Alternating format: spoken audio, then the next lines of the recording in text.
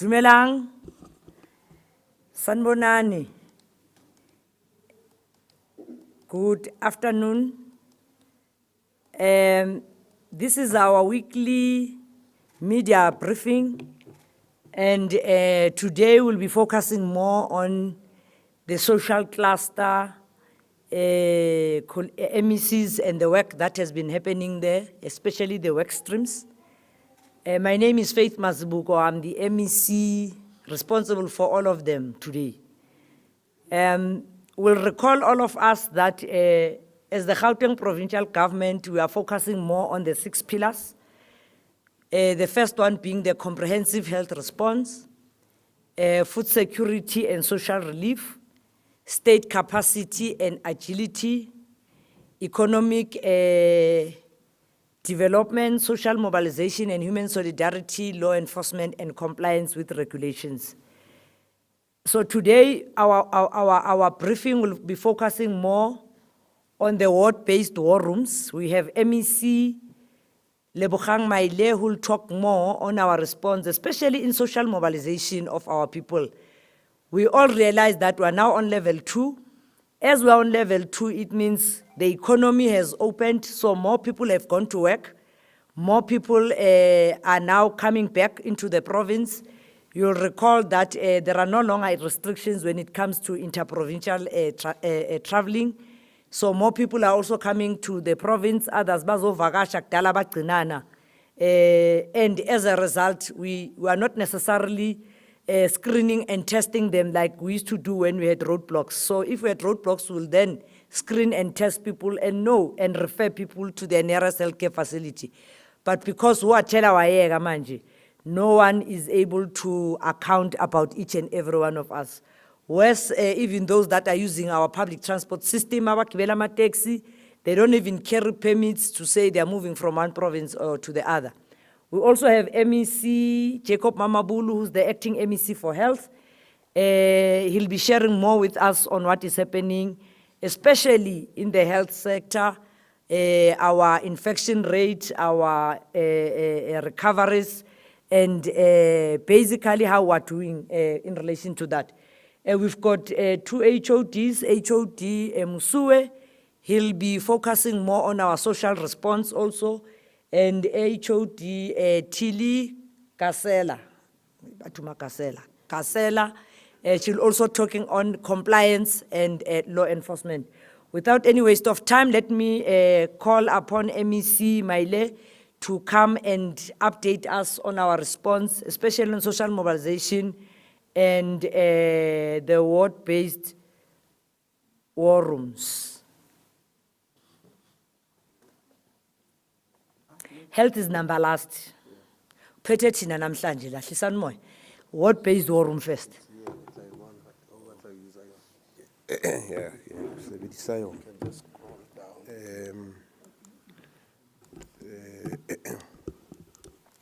Thank you very much, MEC Mazibugo. We want to take this opportunity to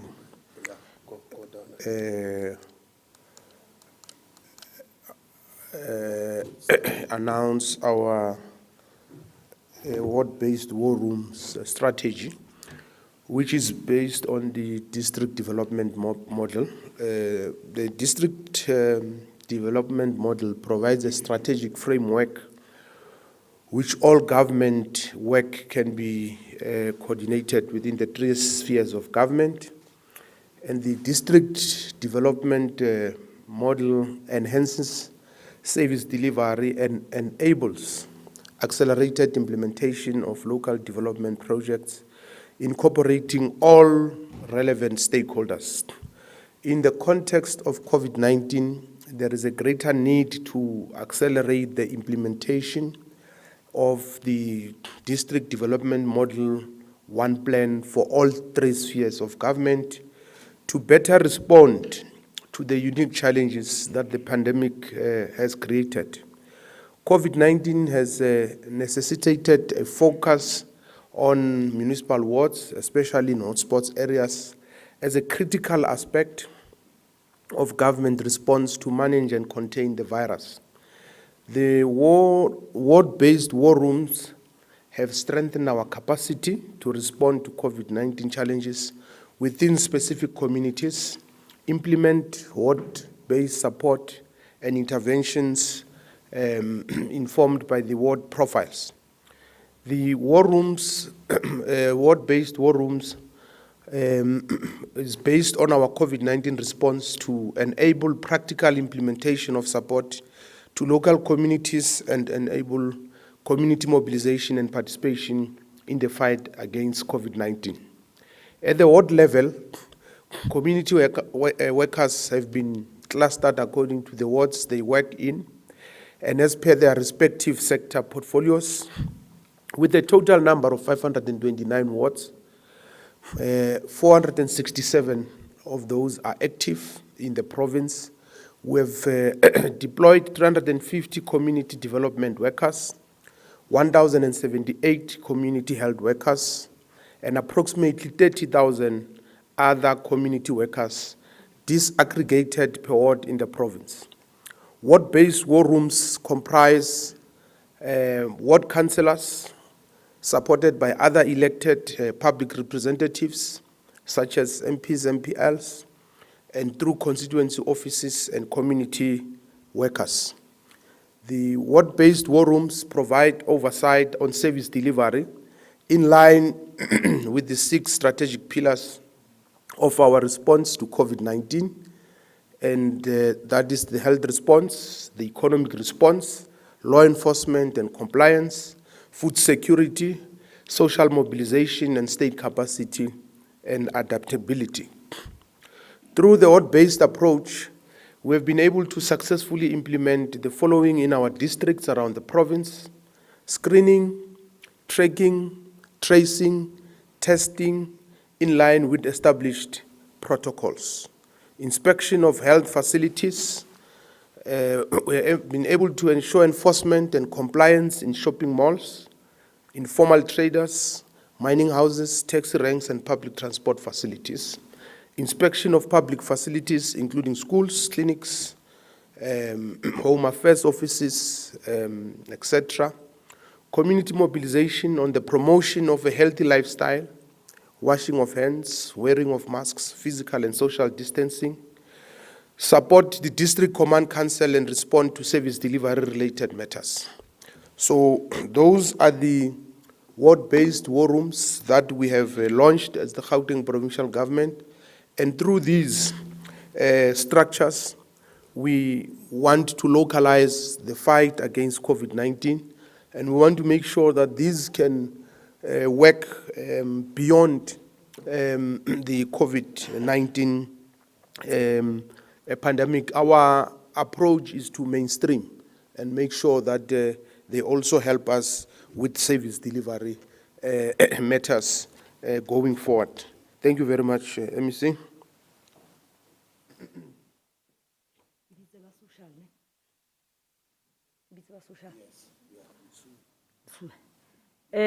We'll now take our update on social relief. I'll now invite HOD Musue, who will actually share with us all the wonderful work that we've been doing as the provincial government. HOD? Thank you very much, MEC, for the introduction and for the opportunity to present. During the lockdown levels that were here before level 2, the Gauteng government was continuously at work to make sure that we could provide for social relief in respective areas. And through the social security workstream of the province, we were able to provide a number of relief efforts as a means of mitigating against challenges that the people of our province would have faced. We concentrated our work among key areas, among them including food security and urban farming. In this particular regard, we can report that during levels 5, 4, and 3 of lockdown that we have had, we were able to reach 485,000 or distribute 485,000 food parcels that were able to benefit over 2 million families. 2 million people in our province. That's an extent to which we were able to deal with hunger challenges during the pandemic.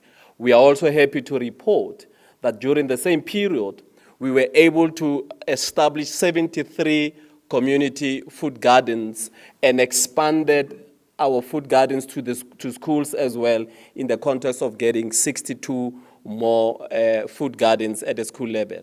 What these projects were able to do was further to give work opportunities or economic opportunities through the expanded public works program, and we had 200 people benefiting in all of the 5 corridors of the province in this particular regard.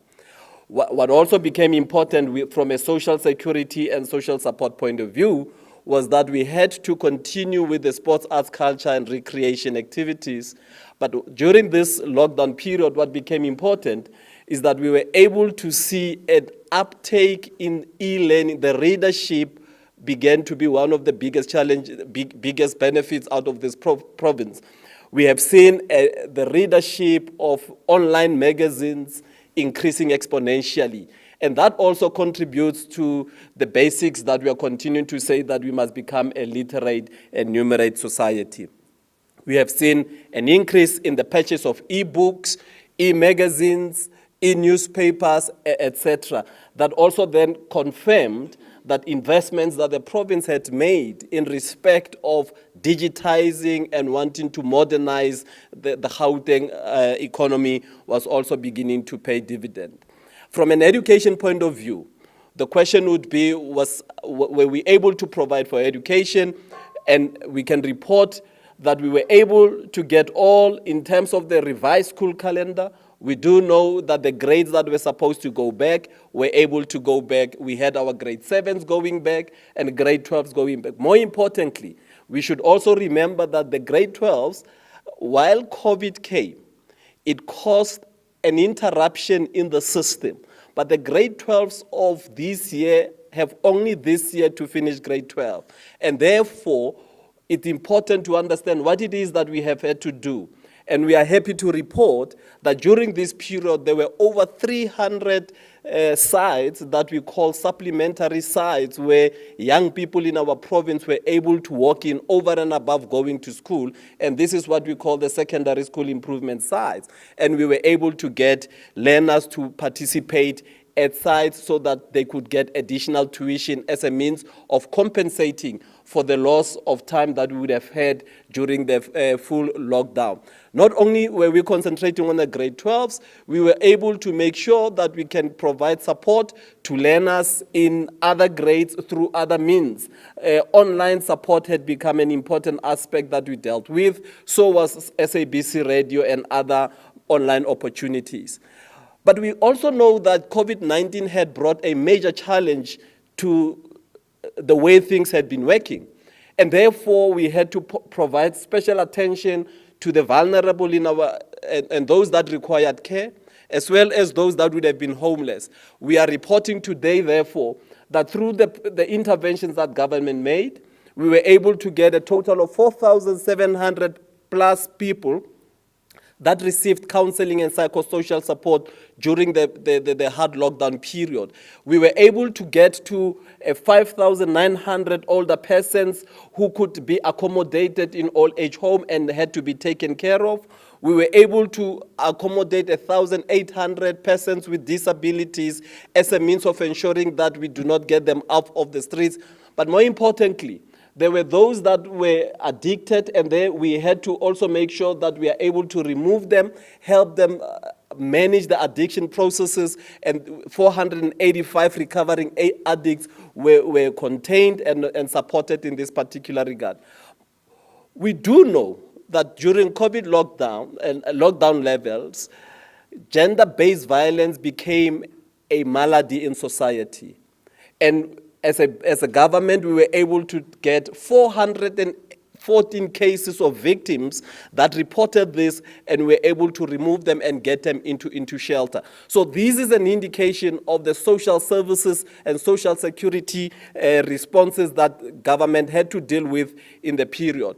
From a social relief, we are continuing to give you a breakdown in the context of when we say that over 2 million people were reached. Where were those people? So we have given the breakdown in terms of the corridors. 531,000 of those people in the city of Johannesburg, 601,000 in Tshwane, 397,000 of those in Ekurhuleni, 334,000 of those persons in Sidibeng, in the West Rand 311, and we continue to give the breakdown in respect of. And remember that this work was done not only by the provincial government, it was work done by both the provincial government and municipalities working together, as would have been indicated. We also give a sense of where the shelters that we've been talking about, when we say we had to get the vulnerable people in our communities to be housed, the homeless, and all of those, we have also given you a sense of where the vulnerable people were housed in the province. And it is in this context that we will continue to provide for these social services in our level. The big question begs now that we are in level 2, clearly, as MEC would have indicated, the number of people that are going to be back in the streets, back in communities will be very high. The question then begs, what is it that we are doing to ensure that as a government we are able to deal with this, with the increased the high levels of mobility that there will be? There are 3 key areas in the social sector that we had to pay attention to. Among those was the reopening of ECDs, because there have been complaints about what is it that we are doing with ECDs. We have had to pay attention to ECDs, the opening of the sports, the arts and culture service, recreation services, and education continuity. As it relates to the ECDs, one of the things that we did as a province was to begin to look into the assessment of each of the ECD sites.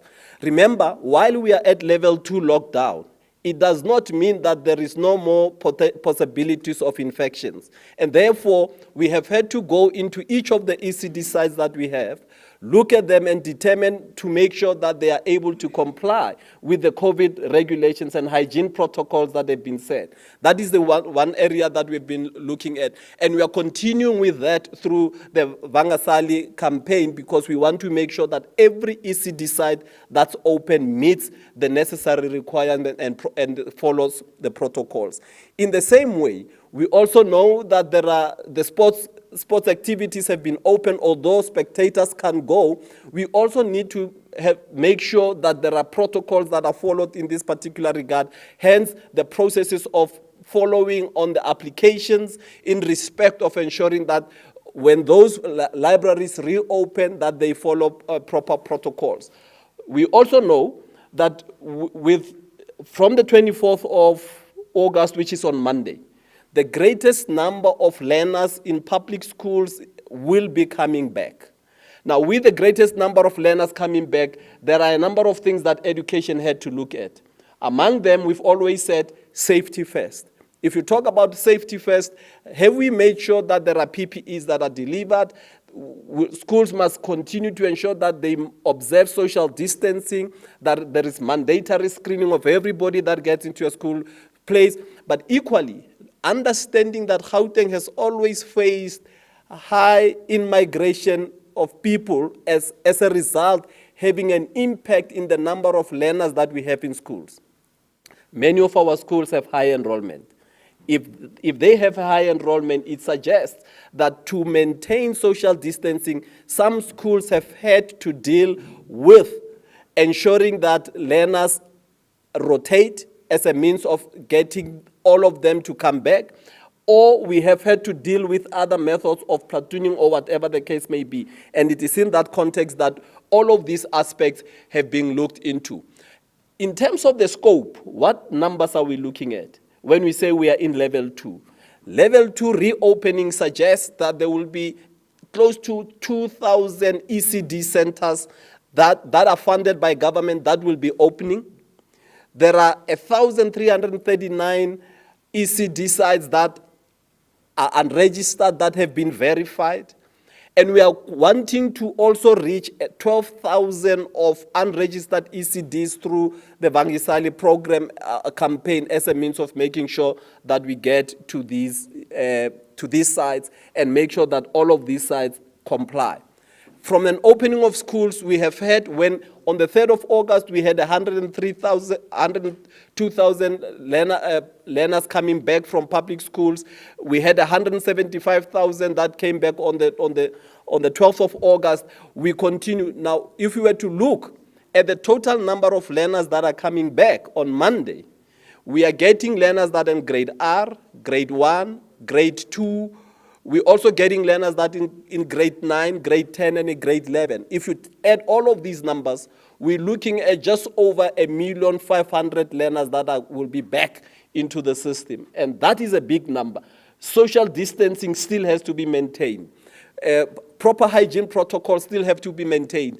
And it is these plans that the department and the social security cluster of government have had to look at to make sure that we are ready to deal with. The last group of learners will come back as we phase in. Remember, this has been a phased-in implementation process. Now, from a phased-in implementation process, it means this last group will then come in on the 31st of August in that particular regard. We have given an indication that from a schooling point of view, since we reopened with grade 12s and grade 7s, we are happy to report that in Gauteng, 99% of our schools were able to open. So over the period of time, before the 24th, when many of the grades are coming, in the last weeks or so, 99% of our schools were able to open, and 78% of schools that deal with learners with special education needs were able to open. Those that were closed as a result of COVID cases that would have been reported, and therefore we had to continue to make sure that we provide support. We have given you an indication there of the total number of schools and the number of learners that would have been affected in each case. And we keep track also both of public ordinary schools or public schools and independent schools alike, because all children in Gauteng under our care are important.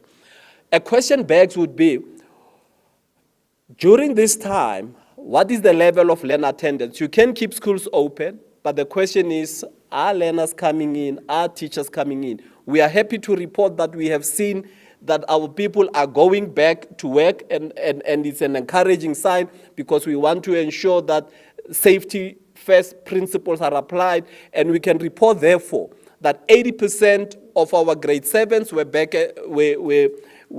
back at school.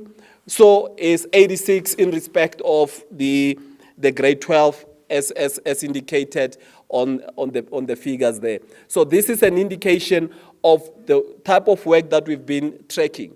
The health report will continue to talk about the COVID cases. We also, as a means of ensuring that we keep safety first, we track the cases that are reported and therefore refer them to the relevant areas. Lastly, we want to talk about, with the return of schooling from the 24th, it means we now have a revised calendar.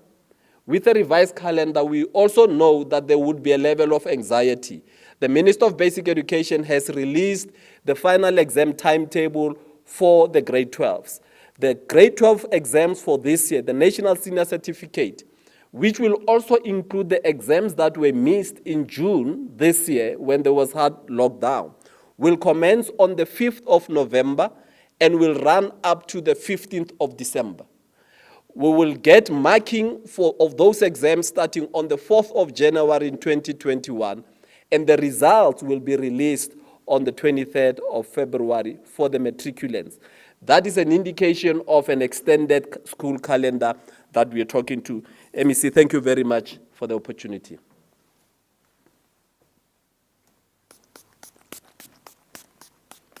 Thank you very much, HOD Musue, for the update. Can we now get an update on law enforcement and compliance? We'll now invite HOD Tilly Kasela, Matilda Kasela. Thank you very much, HOD.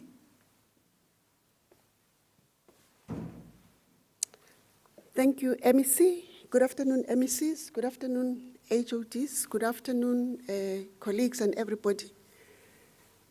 I think the important thing to say here is that government does not only have a responsibility to pass legislation and regulations. But government also has a responsibility to support those that it passes legislation for, but also to ensure compliance. And where there is non-compliance, to deal with such issues. So in that regard, there is a law enforcement compliance work stream that was, or that is dealing with issues of compliance, but also enforcement of the compliance. Just to say that in terms of the achievements by government in this regard, we cleaned and disinfected about 742 taxis and taxi ranks. 18.6 million commuters were sanitized as at the 6th of August 2020. We also registered 12,865 learner transports, and of those, 11,844 were issued with stickers. We deployed 2,030 cadets to taxi ranks to monitor compliance in those taxi ranks. There were roadblocks at ports of entry into the province. In particular, we'll speak to the K78 road. At that roadblock, 3,988 vehicles were stopped and checked, and out of those, 757 infringement notices were issued for a number of offenses. We deployed patrollers at targeted schools, and 20 facilities were monitored as part of the ward-based battle plan, which MEC Maile spoke to, and a total of 120 facilities have been monitored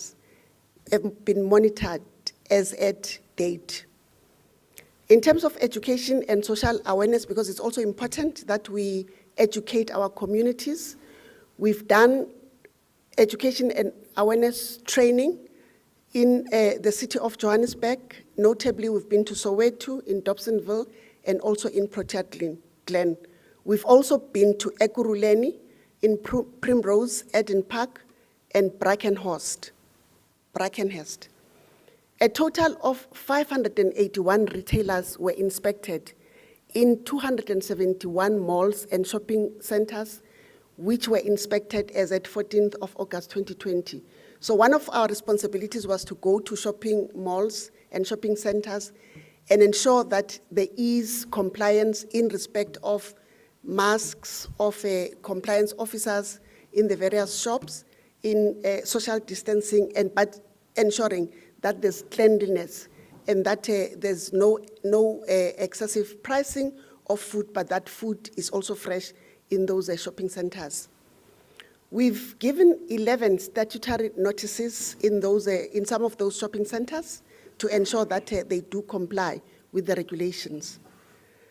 Park Station was one of our hotspots, and we did some compliance checks at the Park Station. What we've noticed is that 70%, there's been 70% improvement. But what we also had to do is to issue statutory notices, but we also wrote a letter to the CEO of Metro Rail. We've undertaken 21 inspections in the construction sector, and we found a facility which was non-compliant, and we issued the relevant notice to that as construction company. We also did 31 inspections in the manufacturing center with 81 facilities which were non-compliant. We also did the same in the agricultural sector. I think the question is, what is new with level 2 risk-adjusted strategy? As everybody knows, more businesses and facilities are going to be opened. In particular, we're talking about gyms, casinos, theaters, swimming pools. We are anticipating that there may be non-compliance, which we will also monitor. as everybody knows, there's going to be the sale of liquor and consumption of liquor, which is allowed on specific days. Again, we're anticipating that there may be a non-compliance, so it's something that will be under our radar. Level 2 allows for limited social gatherings in respect of weddings, social events at private residence, which allows for 10 people, at weddings 50, events at function events for 50 people, concerts at 50 people. So those are the issues that are going to be monitored by ourselves.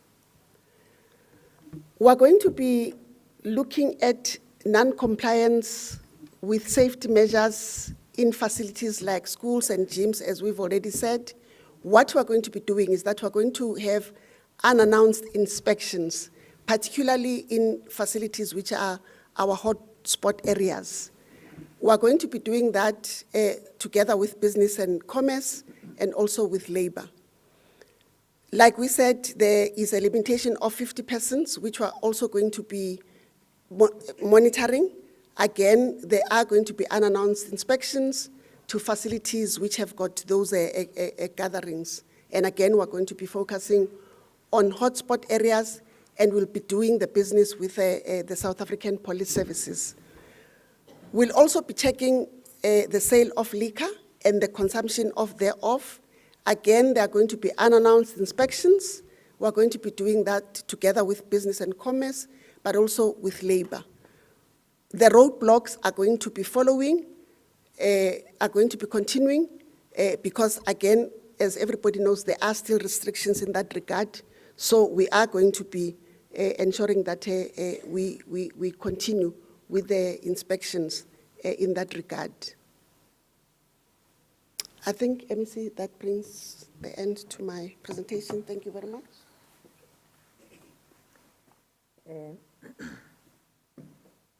Before I take health, on commitment to transparency and accountability, as the Gauteng Provincial Government, we are committed in ensuring that the investigations that have been started by the SIU are done in a manner that will actually make sure that it produces reports, and the SIU will continue doing its work. And we welcome the order given by the tribunal to bring assets of certain companies and individuals that are under investigation. Just last week, in keeping with our commitment to transparency and accountability, Provincial Treasury published a list of companies that were appointed to provide goods and services in support of our response to our COVID-19 pandemic. And from now on, Provincial Treasury will publish monthly reports on all the procurement done by the Gauteng Provincial Government. We remain vigilant, and we'll make sure that even the number of daily cases and the daily admissions in our hospitals has eased, and the pressure on the health system leading to the relaxation of the lockdown regulations. And the relaxation of lockdown regulations enables the country to reopen the economy. Now, as we relax the lockdown measures, there will be increased movement of people, as I've indicated, and that we wish to urge our Gauteng residents to be more vigilant and continue practicing what we have been doing, the washing of hands, sanitization, and wearing of masks. And we wish to encourage all of us to play our parts. I now will want to call upon MEC for health to be the one that will give us the presentations on the work that we've been doing as the provincial government, and how we've reduced our numbers, and how we have ensured that our healthcare system is functioning and it is okay. Can you load it from the beginning? Yeah. It's loaded. All right. Push on. Yeah, you will know how to do it. COO, ki wena o tla buang. Nna ke biditse MEC Mamabolo. O siame. Thanks, MEC. Thanks, MEC, and the MEC collective, HOD and the colleagues. I'll run the colleagues through today's health report as just part of the weekly pandemic, and the pillars that are actually based in Gauteng COVID-19 responses based on are known. I'll be dealing with just one element of which is a comprehensive health response. Maybe just safe to say, I think where we are with the pandemic, of course, there's been over 5,999 confirmed cases, with 4,977 recoveries, and unfortunately over 12,000 deaths to date, and of course with over 3 million tests conducted. New cases, 3,880, and of course colleagues will remember that this is quite lower than what we've been reporting. In terms of the national picture, which will continue to contextualize, Gauteng contributes the highest number of cases in terms of active cases in the country. We're contributing 33% of those cases, followed by KZN, and of course the Western Cape currently. We are sitting at, and of course also the same applies in terms of the number of recoveries that we have nationally. We are leading in everything else, of course, except the number of deaths. In terms of the recoveries, we are also demonstrating that we're of course contributing 34%, and this was something that we started very slow, but towards after going through the West, the numbers have picked up with over 169,000 recoveries recorded to date. As far as, and that's of course compared to 17% contribution by KZN. And of course, this is the highest contribution that we have in this. So as far as the positive cases, recovery and active cases and the mortalities, I think it's common cause that Gauteng has already surpassed 200,000 cases, but what's encouraging about that is that in terms of, although we might be carrying the highest number of positive cases, we are also carrying the highest number of recoveries, which is something that is quite commendable, and it's something we must actually pound on, because the sign is saying that COVID is not a death sentence, and people do recover from the pandemic. So just to get a sense in terms of the levels of lockdown and where we are, just to give a sense of where we are last week, of course, we've had an increase in the past week of 7,135 cases over the past 7 days. And if you looked at the previous data, you will have seen those numbers generally will have been done over 2 days. So this has taken us 7 days to get those numbers. And we are internally of the view that we've got the wind behind our back and the worst is over. As you can see, the numbers are coming down quite rapidly. As far as relates to the average cases per week, and I think that's the point I've been trying to make, that from week 19, which is actually that will be the middle of that curve, we've had a significant number of cases that have been decreased. As you can see, from 5,000 and odd, we've been going down since then. Of course, the numbers as to date, they are even under 1,000 daily infections that are being recorded. As far as the regional breakdown of COVID cases and recoveries, I think we've been consistent to say whilst we take the bulk of the cases, the Johannesburg Metropole has the highest number of cases, followed by Ekurhuleni and Tshwane. And what we are paying close attention to is, of course, the number of infections that are increasing in the Sedibeng area.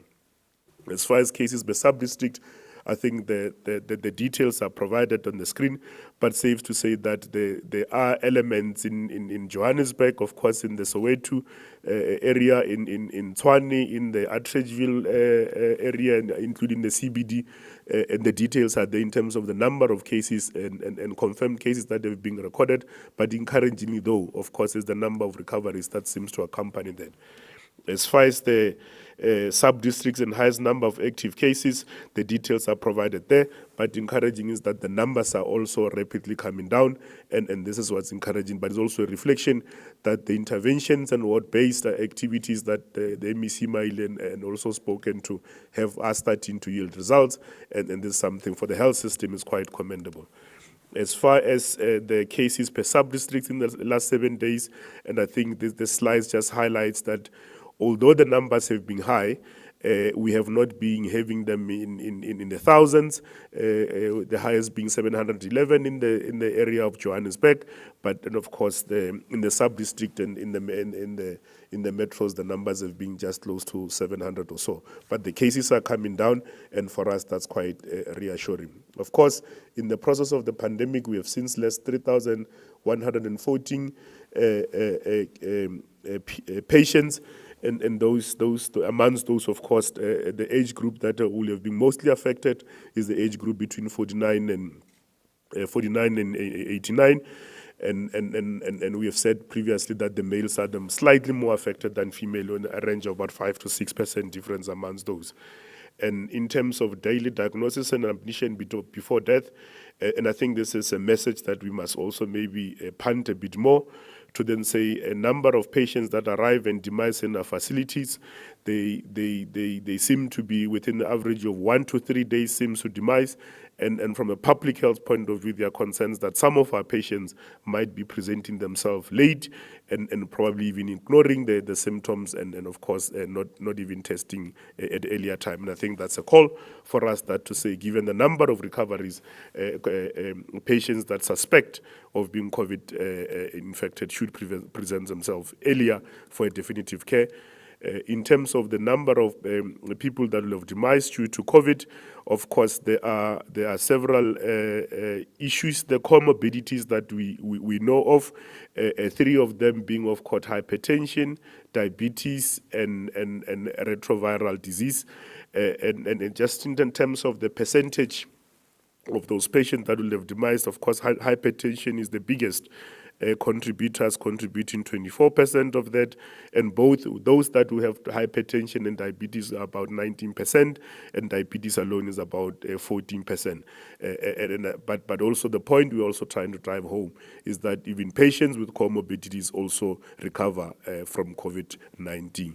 As far as the NHLS provincial testing, as said yesterday, and I think the point that we're trying to emphasize here is that despite the numbers coming down, the province has not decreased the rate of testing that they are doing. As you can see, just to highlight it in your slides, that the number of tests that have been done have been consistent, despite, in fact, a slightly increased, despite the infections coming down, and that globally, in terms of nationally, Gauteng conducts 33% of the tests that have been done by NHLS, of course, given the size of the population and the rate of infection, it's common cause.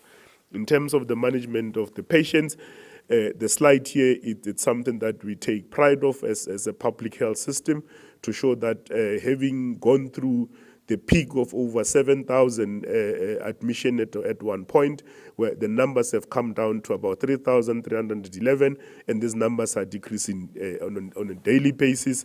And of course, even those patients that are in the system, most of them remain very stable, either on room air, oxygenated, or even those that are ventilated, makes the quite significant, makes a very low contribution to them. The point that you also need to make in the slide is that the distribution between public and private in terms of patient admitted is almost equitable in terms of that distribution, and of course that's a reflection of the ability of the health system to cover the patient, to manage the patient adequately. In terms of hospitalization, that's the point I was referring to, that at some point that around the week of the 19th, we're admitting over 7,193 patients, and significantly since then, the numbers have sharply come down to the numbers I've just presented, and we hope at a certain point, COVID-specific patients soon will be we'll hope to have them under 1,000 as soon as the conditions allow. Of course, in the process of managing the pandemic, as the rate of infection increases, our public health officials that are also getting infected, and out of the 172,000 public officials in Gauteng, over 7,000 of them, of course, have since tested positive, and including, of course, health workers that we've previously reported, and in educators. Just in the past week alone, of course, we've lost some of our health workers, a switchboard operator at Kalafong Hospital, 3 nurses at George Mukhar, at Yusuf Dadu, one Charlotte Maxeke, and of course an operation manager, Charlotte Maxeke Academic Hospital. And of course, over and above the health professionals, we've also lost 18 educators throughout the course of the pandemic. And of course, on behalf of government, we convey our sincere condolences to their family and friends. Like all other patients affected, and their families are continue, of course, to receive continuous psychosocial support in line with the treatment guidelines that WHO prescribes and the protocols that are in place, and will continue to do that even beyond the pandemic. Of course, there is also a concerted effort to continue to decontaminate public buildings regularly, of course, in order to minimize the rate of the spread of the infection, of course, also to comply with the prescribed numbers that are required per facility. This is just the slides just to indicate that we are on an ongoing basis monitoring our PPE stock, and at any given time we have a sense of what are the quantities for especially the essential items that are used on daily basis, and for various categories. And of course, we've got that grand total of what we have in stock. Of course, this is ongoing work, and it's actually live monitored on an Impilo app that we, at any given time, we've got a sense of what's there, what's the shortage, so that we proactively are able to intervene when the need arises. So this is just the indication in terms of what's the stock at hand per item, and these are just the details that I would leave them on the screen just for colleagues to deal with. But this is just to give a sense that there is an ongoing finger on the pulse as it relates to the number of PPE usage in the province, and then how we are managing. Of course, we've got over R1 billion worth of stock at hand, and it's something that we ensure that it actually arrives and lands where it's mostly required, which is where the patients and the frontline workers are. Thanks, MEC. I would end here, and I think there's Professor Mtaung that needed to make some conclusion.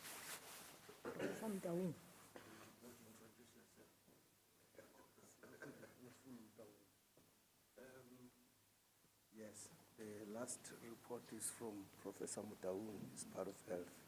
Okay. We'll take our last report from Professor Mtaung, and she will share with us on the work that has been done by the Advisory Council as we continue under lockdown level 2. Thank you, Prof.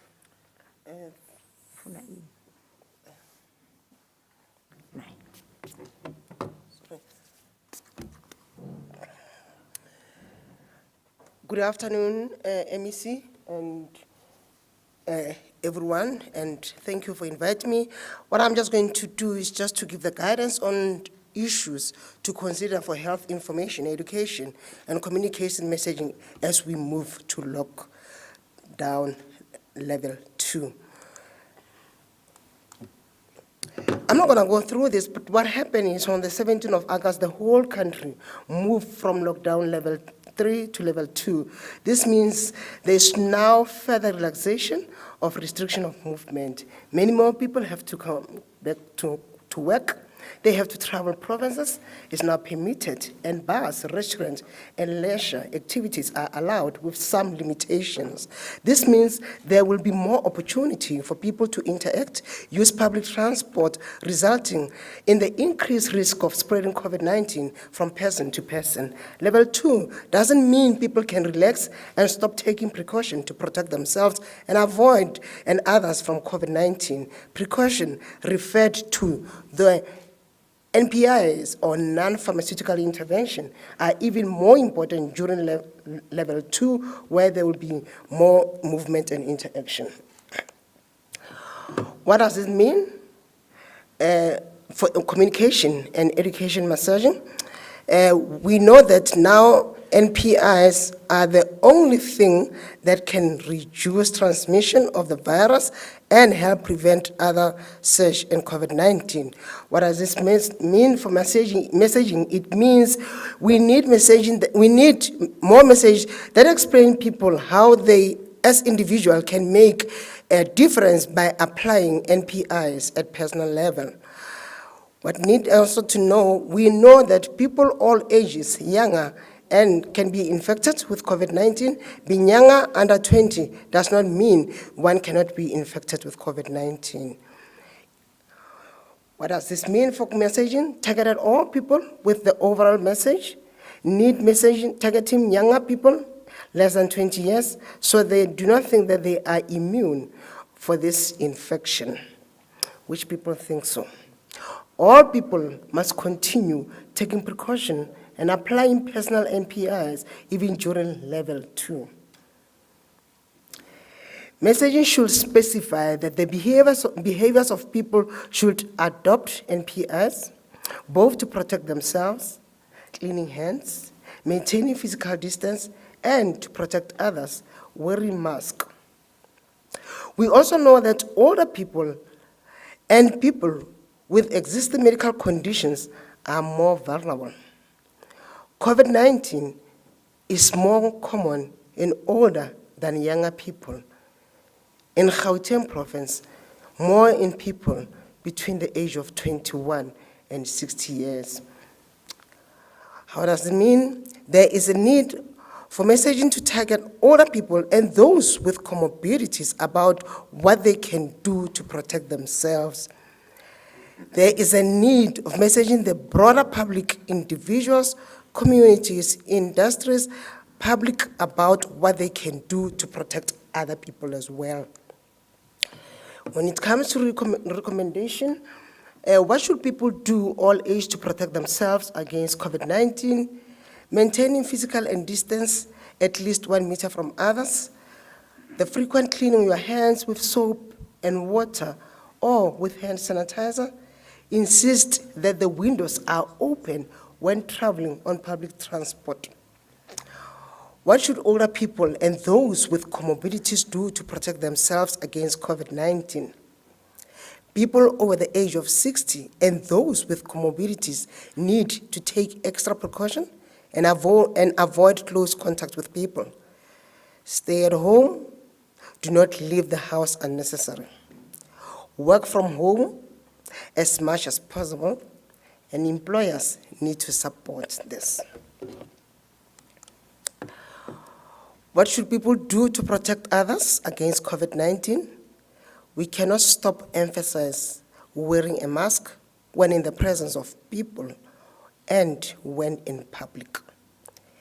Everyone else needs to play their part in the protection of older people, such as avoid visiting your family members over the age of 60. If you have to be in the presence because you live together, it means maintaining a safe physical distance, wearing mask, wash hand, sanitizing, frequently wiping surfaces in the home with sanitizer. It also means no hugs and kisses. All those found to be COVID-19 positive should go into isolation at home or in a facility for 10 days. They must stop isolating until they're told so by health workers. When advised to go into isolation, people should actually isolate even if they may feel well. Isolating at home means staying at home throughout the 10 days, wearing a mask when at home, maintaining physical distance from other household members. Contact of confirmed COVID-19 positive case must remain in quarantine at home or in the facility. They must actually stay in a quarantine even if they have no symptoms. This means not interacting with older people or other people during the quarantine period, wearing a mask throughout the quarantine period, and maintaining physical distance from others. Most contact will have no symptoms and feel well. This does not mean it is okay to interact with others and carry on with normal social activities.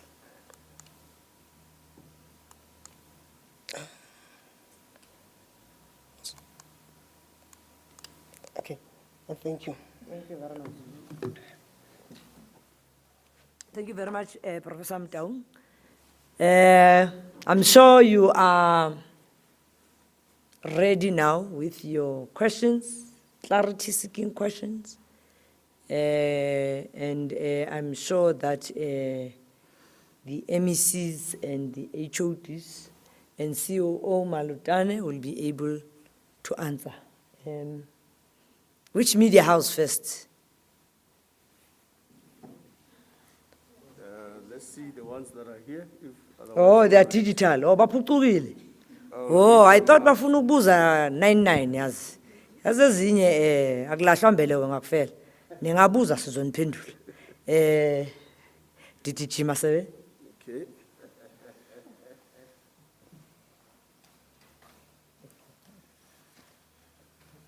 Okay, thank you, MEC. We do have a few questions. The first one is from Network 24, from Arisa. And it's a few questions from Arisa. The first says, what will happen to the Nasrec facility or field hospital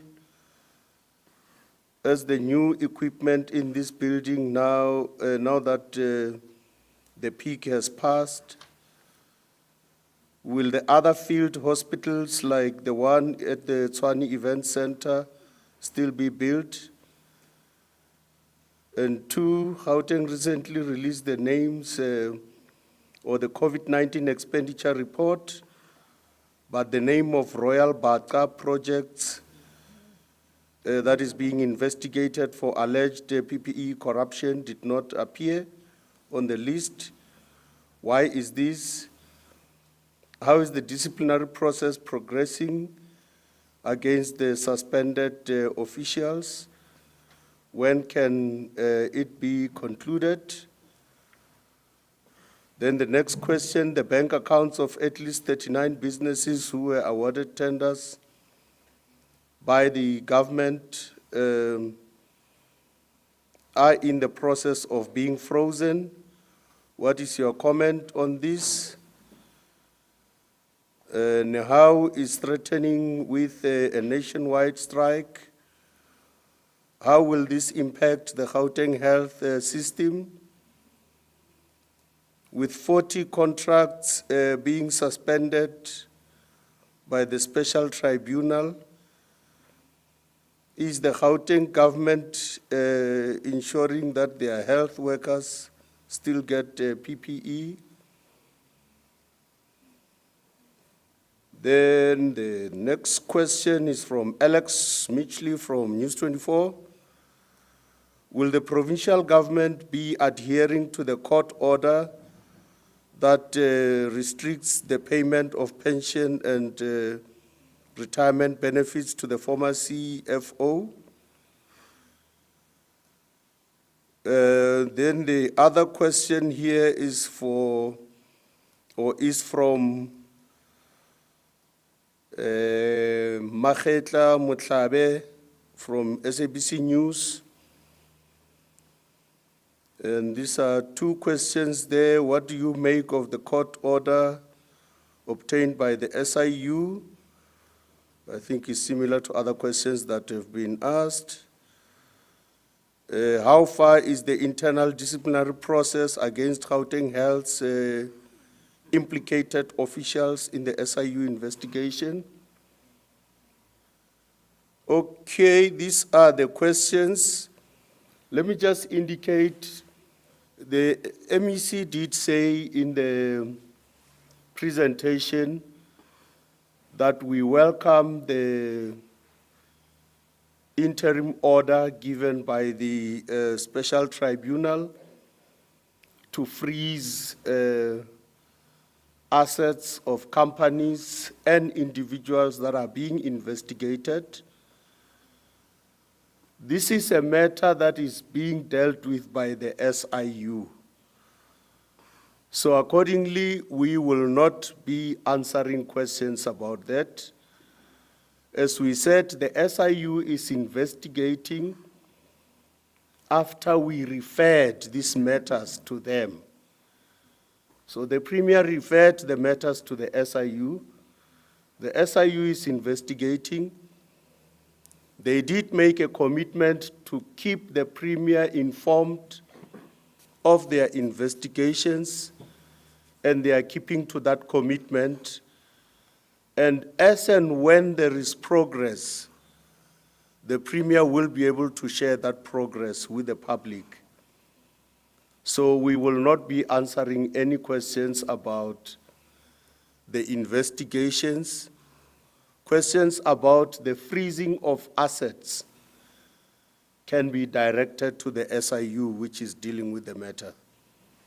So we won't answer those questions now, but the other questions, I'm sure the MECs would be able to answer. Mostly health. Yes, MEC. Okay, before I hand back to you, MEC, there's just another one for education. I don't see the person who, okay, it's from E-News, ETV News, from Ryan. And the question is, why has there been a delay in subsidy payment to ECD centers in Gauteng? Many last received their subsidy in March and have now let teachers go as there isn't money to employ them anymore or to keep them in employment. When will these centers or NPOs receive their money from the Social Development Department in the province? I don't know if the HOD will be able to answer this because we don't have the colleagues from Social Development, but I'll leave it to, yes. So there was no question about the word-based war room.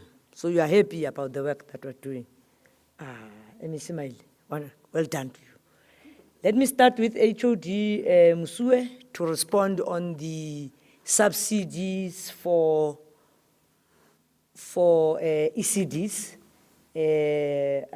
Although ECDs, some of them are under social development. At school, we have grade R. But I'm sure he does have the response in relation to those subsidies. HOD?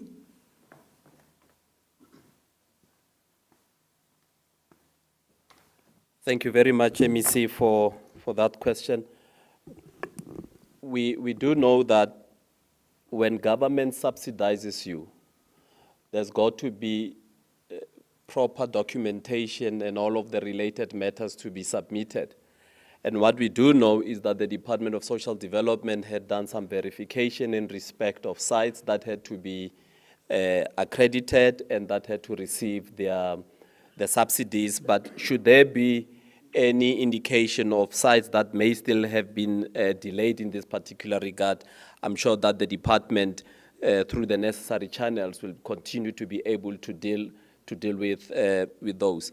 What becomes important also and not only does it affect the ECD sites, and maybe we should also extend it to independent subsidized schools, because during COVID lockdown, the lockdown did not suggest that certain processes that were required before the lockdown did not have to take place. If a site is required to have governance structures in place, such governance structures must be in place in order that government would be able to pay. So in instances where you find government not paying and cutting on a subsidy, it suggests that the required governance processes need to be looked into, and therefore only on compliance with the required governance processes would such subsidies be released. And I'm raising this because we would also have had an instance in the system in education where there were subsidized independent schools that had wanted to be paid subsidies, but we had found that they had not complied with all the necessary processes. But we are in the process of managing that, and I think it will be the same in the context of ECDs, that all these are taken into account so that there is proper governance and fiduciary responsibilities in order. Thanks, MEC.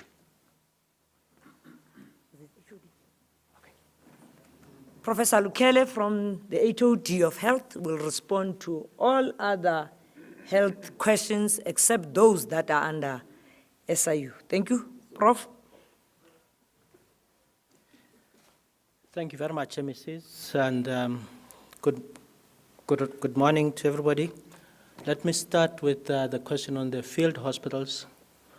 Having been informed by the burden of the disease, how it has behaved, and also inputs from the clinicians on the ground,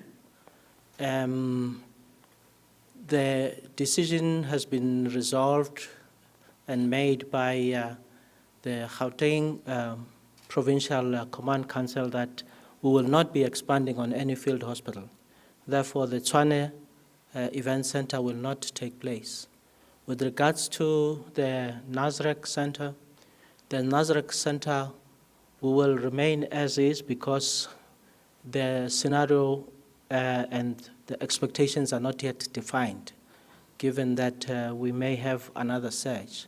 But what is important there is that a number of those equipments which have been invested in there belongs to the department, and as and when everything is settled, we will repurpose them to our facilities. The next question relates to the impact of the proposed strike by NAHAU. Every withdrawal of healthcare workers in facilities is a challenge to the end users, the indigent people who use our facilities. So not only on COVID basis and also on the non-COVID people who use our facilities. We just hope that in the process there will also be consideration of the ethics which goes with that for those who are sown to assist people. So we cannot judge at the moment, but certainly there will be some form of impact in that.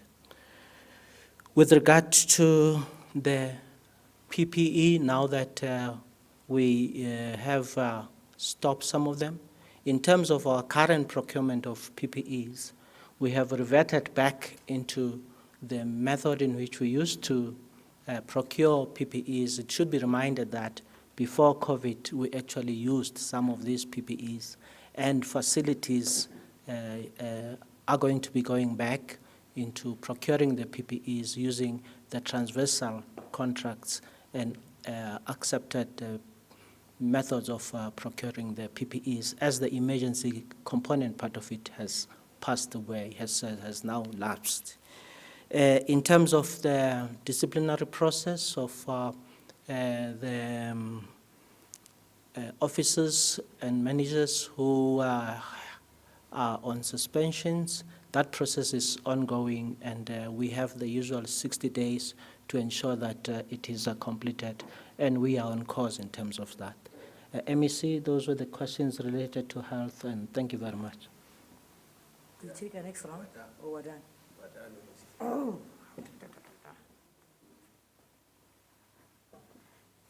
Angithi niyazi nani ukuthi yimfry namhlanje. Unfortunately, all the bottle stores are closed, so you can't get your favorite malt. So yours is just to go home and drink cold drink and tea. That then brings us to the end of our media briefing. Have a wonderful day.